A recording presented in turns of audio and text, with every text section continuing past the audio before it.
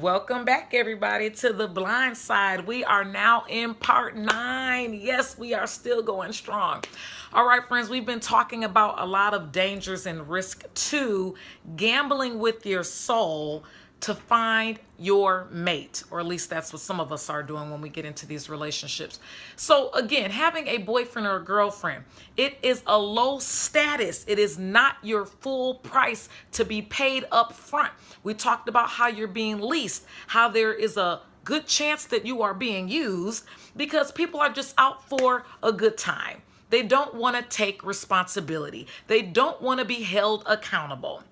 Again, I'm not talking about every single person. We are talking about the dangers and the risk of having a boyfriend or girlfriend when you may have pure intentions. You may not be out to get anybody, but there are enough people out here trying to get you.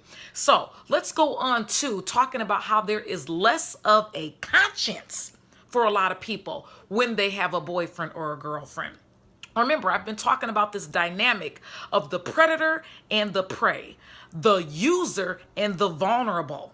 Friends, this is not the relationship you want to be in, especially with somebody that has that mindset that this is of low value. This is a low status. I'm going to pretend and put forth a false pretense that this is a high status and that I want you all to myself and that this is exclusive and that you are the only one I want to be with. You are my possible long-term, lifelong future mate. Well, you get another thing coming. These people that have less of a conscience, they have lack of thought and feelings. They have a lack of what people call nowadays a moral compass, where they will do things to you that they wouldn't necessarily do to someone that they love with their whole heart, mind, soul, and strength. Okay? They will, if you read the fine print, when we talk about leasing a car, you know how when you have contracts with different businesses, there's like the fine print, or when you're taking some kind of medication or whatever, there's always the fine print. Well, this is kind of like the blind print, okay? Fine print, blind print. That they're really dealing with multiple people out of a lot of these people that are in boyfriend-girlfriend relationships. They're dealing with multiple people and they don't want to tell you because they want the advantage. They want to be able to explore. They want to be able to sell their wild oats, their royal oats. They are wild though.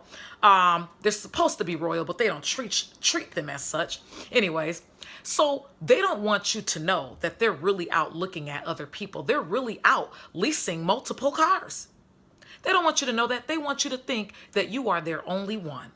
So what do? They cheat. Now, they may not call it cheating, but if you do it to them, they'll call it cheating. But they will go with other people and they know that's against the rules. Remember in the intro, we talked about how the typical definition of a boyfriend and a girlfriend is that it is exclusive, where you are supposed to be sharing your affections that are non-platonic with this mate of yours, hoping for a future, hoping for a lifelong future.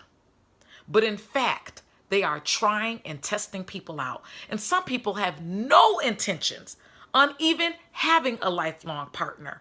Their whole life goal is to continue to lease people. They don't want to own.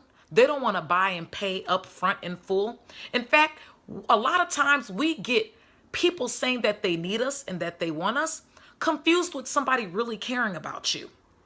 A lot of times when people say they need you and they want you, you are just another product. You are just another resource that they are trying to hold onto to keep for themselves while they go out and buy other products and resources.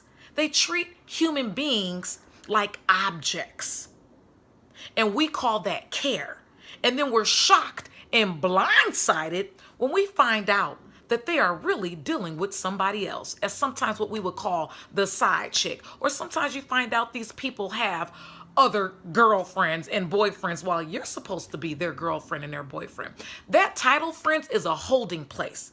Essentially, it's a place where you hold somebody's future up. You hold them back from moving forward to being the greatest them, being with their greatest match, because you want to use them for your temporary purpose and pleasure. This is not what you want for yourselves, friends. We're going to go on to part 10 where we're going to talk more about this moral compass that's missing in a lot of people's relationships when they're calling themselves having a boyfriend or a girlfriend, which is really some kind of purgatory or something. It's a holding place for you. They're holding you back from your future so they can do what? Tell you yay or nay after they took up who knows how many days, months, how many years of your life. Then they're going to tell you if they want to keep you or not. Come on now. You're better than that. You're better than that. And the people that you're treating like that, depending on if I'm talking to the predator or someone who's just innocently ignorant, you're better than that. That is not wise. Time you cannot get back. Once it's gone, it's gone. So think about that. Do you really want to be in a holding place, playing house, playing like you're married, when just in the end, a lot of times they say they don't want you. In fact, sometimes they don't even tell you. You just find out by their actions.